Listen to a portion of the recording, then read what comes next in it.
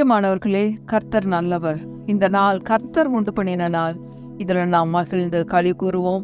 ஆண்டவராகிய இயேசு கிறிஸ்துவின் நாமத்தினால இந்த நல்ல விடுதலை அளிக்கக்கூடிய சத்தியங்களை அறிந்து கொள்ளும்படியாக நான் உங்கள் ஒவ்வொருத்தரையும் ஆண்டவராகிய இயேசுவின் நாமத்தினால உங்களை வாழ்த்தி ஆசீர்வதிக்கிறேன். கர்த்தர் நல்லவர். பிரியமானவர்களே, இப்படிப்பட்ட சத்தியங்கள் எல்லாம் கிடைக்கிறதுக்கு, இப்படிப்பட்ட வார்த்தைகளை கேட்பதற்கு நம்முடைய காதுகள் நிச்சயமாகவே பாக்கியம் உள்ளவைகள். பாருங்க, இந்த சத்தியங்கள்லாம் தெரியாம ரொம்ப வருஷங்கள் நான்லாம் ரொம்ப பயம், மரண பயத்தினால அவ்வளோ நான் பிடிக்கப்பட்டவளா இருந்தேன். பாருங்க, அந்த பயத்திலிருந்து எப்படி விடுதலை அடைகிறதுன்னு எனக்கு தெரியாது. பலவீனங்கள்ல இருந்தும் ஓயாத எப்போ பார்த்தாலும் டாக்டர்கிட்ட போய்கிட்டே இருப்பேன். எனக்கு ஒரு வயதான டாக்டர், ரொம்ப க்ளோஸ் ஃப்ரெண்டு. பாருங்க, ஃபேமிலி டாக்டர்.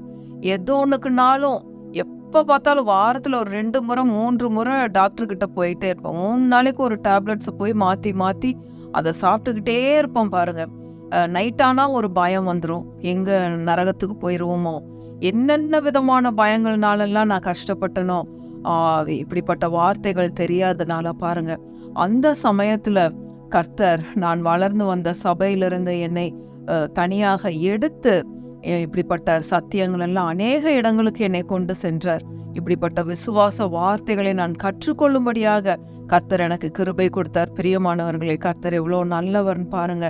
அநேகருக்கு ஆசீர்வாதமாய் இருக்கும்படியாக இப்படிப்பட்ட சுகத்திற்கான வார்த்தைகள் எல்லாம் எடுத்து எப்படி கொடூரமான வியாதிகள்ல இருந்து விடுதலையானவர்களுடைய சாட்சிகளை எல்லாம் கேட்டு அவங்க எப்படி வசனங்களை எடுத்து அவங்க வாழ்க்கையில பிரயோஜனப்படுத்தி கொண்டாங்க, சுகத்தை பெற்று கொண்டார்கள்.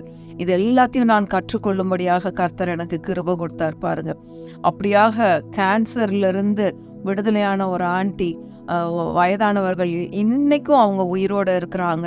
33 ஆண்டுகளுக்கு மேலாக இந்த கேன்சர் வியாதியினால அவங்க ஒரு சில வாரங்கள்ல மரிச்சு போயிடுவாங்க அப்படின்னு சொல்லியிருந்தாங்க டாக்டர்ஸ். ஆனா கர்த்தர் அவர்களுக்கு வார்த்தைகளை விசுவாசிக்கும் பொழுது அற்புதமான சுகத்தை கொடுத்தாரு. பாருங்க, இன்றைக்கும் அவர்கள் நம்ம மத்தியில உயிரோட இருக்காங்க. அவங்க தான் இந்த மாதிரி வார்த்தைகள் எல்லாம் தனியா எடுத்து இன்றைக்கும் அவங்களுடைய டெஸ்டிமனி நான் கேட்டேன். இன்னைக்கு காலையில கேட்டேன். ஃபர்ஸ்ட் எல்லாம் 33 ஆண்டுகளுக்கு முன்னாடி எல்லாம் இந்த வசனங்களை ஒரு நாளைக்கு ஒரு தடவை படிச்சுட்டு இருப்பாங்களாம். அதுக்கப்புறமா ஒரு நாளைக்கு 5 முறை, இதை ஒரு 50-60 வசனங்கள், சுகத்திற்கான வசனங்கள் 5 முறை. இன்றைக்கு அவங்க ஒரு நாளைக்கு இவ்வளோ வசனங்களையும் ஒரு நாளைக்கு 10 முறை படித்து தியானிக்கிறாங்களாம். இங்க பாருங்க, கர்த்தர் எவ்வளோ நல்லவர்னு. வார்த்தைகள் நம்மளை நம்ம வாழ்க்கையில வார்த்தைகள் விடுதலை அளிக்கக்கூடிய வார்த்தைகளாக இருக்கின்றன. வியாதியிலிருந்து விடுதலை, தரித்திரங்கள்ல இருந்து விடுதலை, கஷ்டங்கள், சண்டைகள், குழப்பங்கள் எல்லாவற்றிலிருந்தும் விடுதலை. பாருங்க, அப்படிப்பட்ட வார்த்தைகளை தான் நான் இந்த நாள்ல உங்களுக்கு நான் கற்றுக் கொடுக்க போறேன். பிரியமானவர்களே, நீங்க எழுதுகிறவர்கள் எழுதி வைத்து கொள்ளலாம். தனியா ஒரு பிரிண்ட் அவுட் எடுத்து இந்த வார்த்தைகளை ஒவ்வொரு நாளும் நீங்க சொல்லும் பொழுது, நீங்களும் உங்களுடைய குடும்பங்கள் இந்த வார்த்தைகளை பயன்படுத்தும் பொழுது, ஒரு சின்ன சளி, காய்ச்சல், எந்த ஒரு பலவீனங்களும் நம்ம குடும்பத்தை அண்டாதபடி கர்த்தருடைய வார்த்தைகள் நம்ம குடும்பத்தை வேலி அடைத்து பாதுகாத்து கொள்ளும். பாருங்க, கர்த்தர் நல்லவர். பாருங்க பிரியமானவர்களே, நம்ம வார்த்தையை சொல்லும் பொழுதே நம்ம சூழ்நிலைகளின் மத்தியில ஏசாண்டவரை கொண்டு வர்றோம், பலவீனங்களின் மத்தியில ஏசாண்டவரை கொண்டு வர்றோம். பாருங்க, ஏசாண்டவர் அந்த இடத்துல வரும் பொழுது அற்புத விதமான சுகம்தான். பாருங்க, கர்த்தர் எவ்வளவு நல்லவர் பாருங்க. பிரியமானவர்களே, இவர்களுடைய சாட்சி இன்னும் மொத்தமா ஆங்கிலம் தெரிந்தவர்கள் எனக்கு இந்த செய்தி வேணும்னு சொல்லி என்னை நீங்கள் காண்டாக்ட்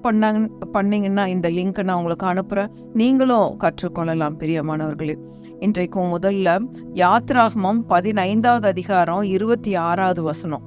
யாத்ராகமம் 15:26. இதை கேட்கிற யாரா இருந்தாலும், நீங்க கேன்சர்னாலையோ மற்ற எந்த வியாதிகள்னால நீங்க கஷ்டப்பட்டு கொண்டிருந்தாலும், இந்த வார்த்தைகளை எடுத்து ஒரு நாளைக்கு 2 முறை 3 முறை நீங்க தியானம் பண்ணுங்க. நிச்சயமாகவே நீங்க இந்த வியாதியிலிருந்து விடுதலை அடைவீர்கள் என்பதுல எந்த ஒரு சந்தேகமும் கிடையாது. சந்தேகம், பயம், அவிசுவாசம் எதுவும் இல்லாதபடி விசுவாசத்தோடு இந்த வார்த்தைகளை நீங்க ஏற்றுக்கொள்ளுங்கள்.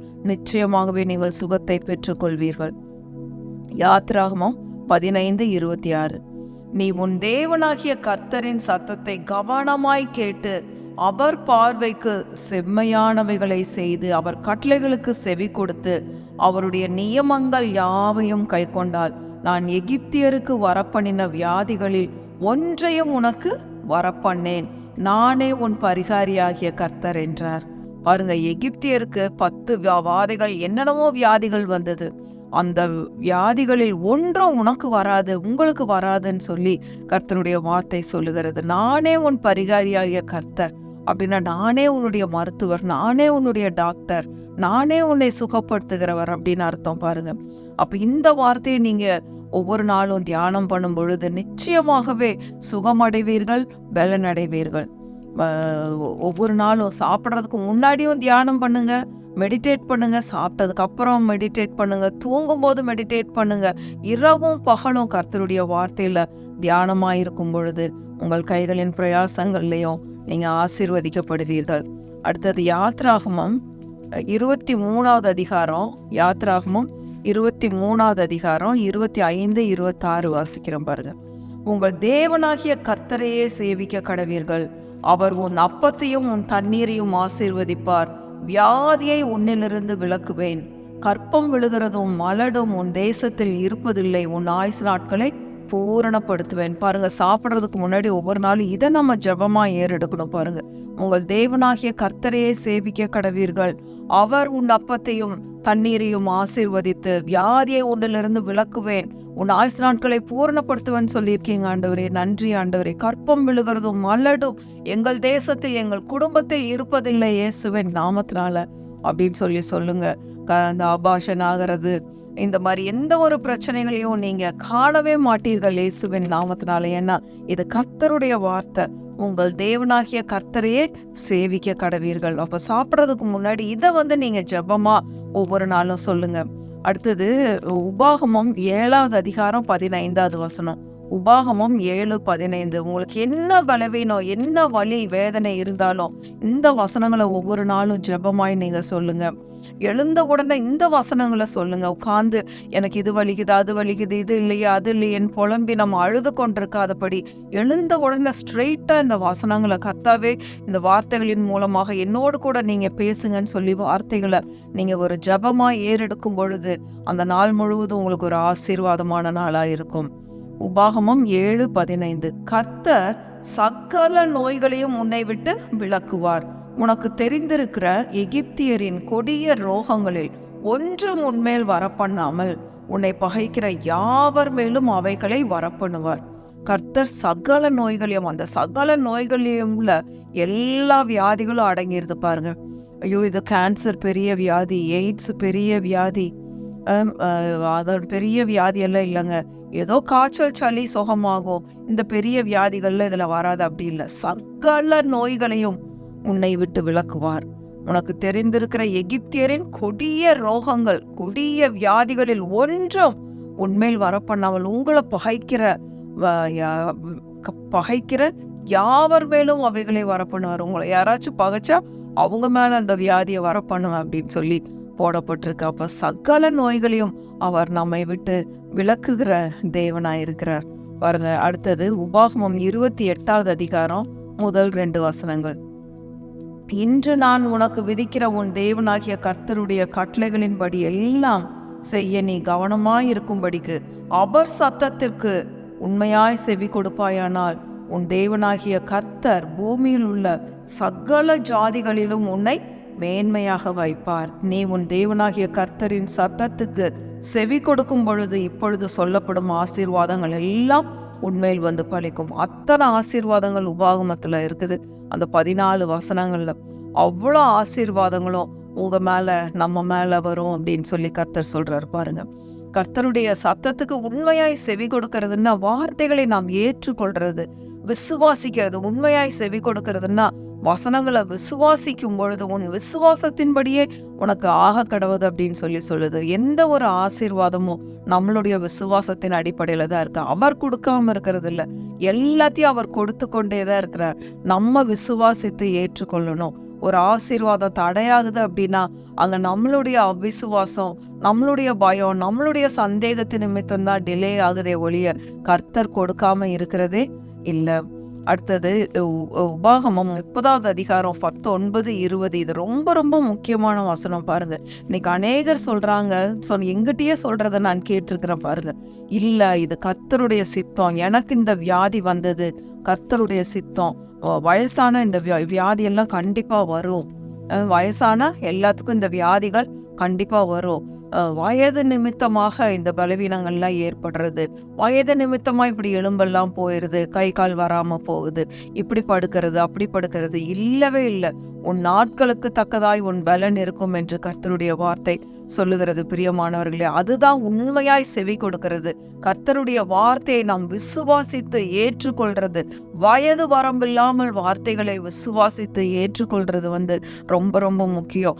அவர் உண்மையுள்ளவர் பாருங்க. வாக்கு தத்தங்களை, இப்படிப்பட்ட வசனங்களை நிறைவேற்றுவதில் அவர் பின்னாடி வர்ற வசனங்கள்ல நம்ம படிக்க போறோம் பாருங்க.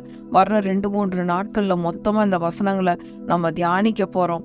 அவர் எப்படி உண்மையுள்ளவராய் இருக்கிறார். அவர் அந்த சொன்ன வார்த்தையிலிருந்து கொஞ்சம் கூட அவர் பிசகுவதே இல்லை. அதை அப்படியே நிறைவேற்றி கொடுக்கிற தேவனாயிருக்கிறார் பாருங்க. உபாகமம் 30வது அதிகாரம் 19, 20.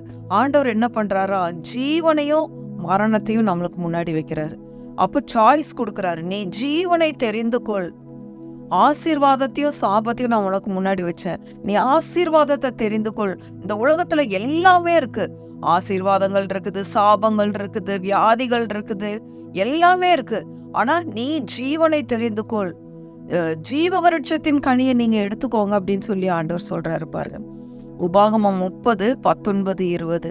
நான் ஜீவனையும் மரணத்தையும் ஆசீர்வாதத்தையும் சாபத்தையும் உனக்கு முன் வைத்தேன் என்று உங்கள் மேல் வானத்தையும் பூமியையும் இன்று சாட்சி வைக்கிறேன். ஆகையால் நீயும் உன் சந்ததியும் பிழைக்கும்படிக்கு நீ ஜீவனை தெரிந்து கொண்டு, அந்த இடத்துல அண்டர்லைன் பண்ணிக்குவாங்க, நீ ஜீவனை தெரிந்து கொண்டு கர்த்தர் உன் பிதாக்களாகிய ஆபிரகாமுக்கும் ஈசாக்குக்கும் யாக்கோபுக்கும் கொடுப்பேன் என்று அவர்களுக்கு ஆணையிட்டு கொடுத்த தேசத்திலே குடியிருக்கும்படிக்கு உன் தேவனாகிய கர்த்தரில் அன்பு கூர்ந்து அவர் சத்தத்துக்கு செவி கொடுத்து அவரை பற்றி கொள்வாயாக. அவரே உனக்கு ஜீவனும் தீர்க்காயுசுமானவர். ஹல்லேலூயா. கர்த்தர் தான் நமக்கு ஜீவனும் தீர்க்காயுசும். அவர் தான் நம்மளுடைய லைஃப். அவர் நமக்கு தீர்க்காயுசா இருக்கிறார். அதனால நீங்க ஜீவனை தெரிந்து கொள்ளுங்கள். நீங்க ஏன் போய் வியாதியை தெரிந்து கொள்றீங்க? வயசானா நான் கீழே விழுவேன், வயசானா எலும்போடையும், இதெல்லாம் வயசானதுனால நான் அது மேல போய் காரணத்தை சொல்லாதீங்க.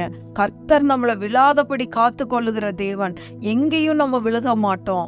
கர்த்தர் நம்ம கூட இருக்கிறார். நான் உன்னை விட்டு விலகுவதும் இல்லை, உன்னை கைவிடுவதும் இல்லை என்று சொல்லி இருக்கிறார். அதனால பலவீனங்களை தெரிந்து கொள்ளாதீங்க, பலவீனங்களை ஏற்றுக்கொள்ளாதீங்க.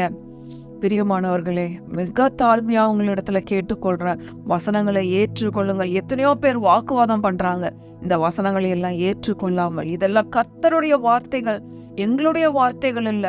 வழி வழியாக இதை பின்பற்றி பின்பற்றி எத்தனையோ பேர் வியாதியிலிருந்து விடுதலை அடையிறத சாட்சிகளை நாம் கேட்கிறோம். அவர் உண்மையுள்ளவர்.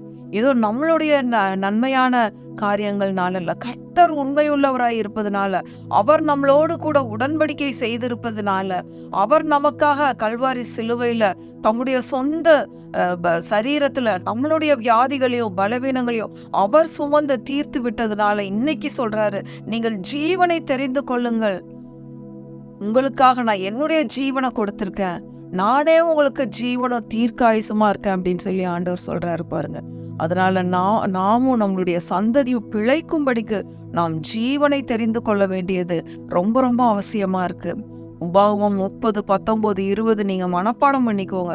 அவரே நமக்கு ஜீவனும் தீர்க்காயுசுமா இருக்கிறார். இன்னும் உங்க விசுவாசம் பலப்படும்படியாக ஒரே ஒரு வசனத்தை சொல்லி இன்றைக்கு முடிக்கிறேன். யோசுவா 21வது அதிகாரம் 45வது வசனம். யோசுவா 21:45. கர்த்தர் இஸ்ரவேல் குடும்பத்தாருக்கு சொல்லி இருந்த நல்வார்த்தைகளில் எல்லாம் ஒரு வார்த்தையும் தவறி போகவில்லை. ஒரு வார்த்தை கூட தவறி போகலை. இப்ப நம்ம படிச்ச வார்த்தைகள்ல ஒரு வார்த்தை கூட தவறி போகவில்லை. எல்லாம் நிறைவேறிற்று. ஹல்லேலூயா. அத்தனை வார்த்தைகளும் நிறைவேறிடுச்சு. இன்னைக்கு அந்த ஆண்டி 90 வயதுக்கு மேல இன்னும் எல்லாருக்கும் ஜெபித்து கொண்டிருக்கிறாங்க பாருங்க. பலவீனமா இருக்கிறவங்களுக்கு, வியாதிப்பட்டவர்களுக்கு, அவ்வளோ ஹெல்த்தியா வாலிப பிள்ளைய போல. பிரியமானவர்களே, இன்றைக்கு நீங்க இந்த வார்த்தைகளை தாழ்மையாக ஏற்றுக்கொள்ளுங்கள், விசுவாசியுங்கள். உங்களுடைய பலவீனங்களின் மத்தியில ஒரு சின்ன அவிசுவாசத்துக்கும் இடம் கொடுக்காம, கர்த்தாவே இந்த வார்த்தைகளை விசுவாசிக்க ஏற்றுக்கொள்ள எனக்கு பலத்தை தாங்க, என் பெற்றோர்களுக்காக, எங்க தாத்தா பாட்டிக்காக நான் விசுவாசிக்கிறேன்னு சொல்லி நீங்க இந்த வார்த்தைகளை எல்லாம் ஏற்றுக்கொள்ளுங்கள். நிச்சயமாகவே இப்படிப்பட்ட கொடூரமான வியாதிகளிலிருந்து விடுதலையாகி நீங்களும் உங்கள் சந்ததியும் பிழைத்திருப்பீர்கள் என்பதுல கொஞ்சம் கூட சந்தேகமே கிடையாது. அவர் உண்மையுள்ளவராய் இருக்கிறார். வாக்குத்தத்தங்களை நிறைவேற்றுவதில் அவர் மிகவும் நல்லவர். நம்ம நல்லா இருக்கிறது தான் அவருடைய ஆசை. கர்த்தர் நல்லவர். பிரியமானவர்களே, அவரை துதியுங்கள். அவர் கிருபை என்றும் உள்ளது. ஆமென், ஆமென், ஆமென்.